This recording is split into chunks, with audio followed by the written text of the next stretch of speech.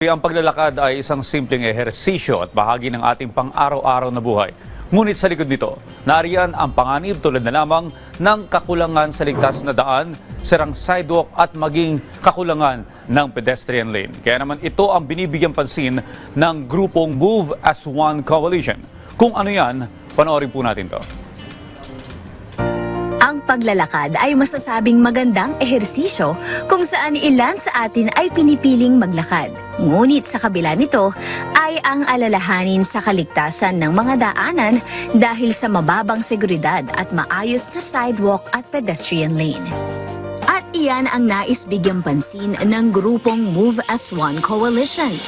Unang-una, yung kawalan natin ng maayos na malalakaran. Dahil dito na nagiging buwis buhay ang paglalakad sa ating mga syudad. Ang isang pangunahing dahilan nito, wala nga tayong maayos na malalakaran. Merong footbridge na walang gustong gumamit dahil mahirap siyang gamitin. At dahil masyadong kakaunti ang ating mga sidewalks o ang ating malalakaran. Masyadong, minsan nga wala. Mas marami ang wala. Nakakalungkot na araw-araw, 30 tao ang namamatay sa buong Pilipinas dahil nabubunggo o nasasagasaan sa kalsada.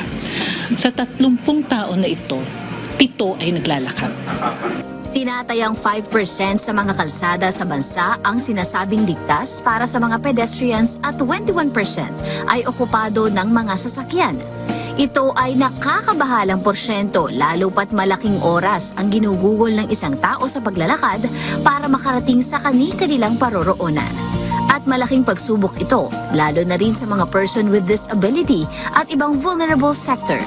Malaking tulong para sa amin na dapat mas maging safe, convenient and accessible for not just us as persons with disabilities, kundi magiging hayahay din ang buhay ng mga pamilya namin na hindi na nila kami iisipin na kailangan nila ng kasama, kasi ang hirap sumakay, kailangan ganito, sumakay ng ganitong taxi, hindi namin afford palagi, So malaking tulong din sa pamilya namin na pag may boses, pag tinulungan kami at pag napakinggan kami.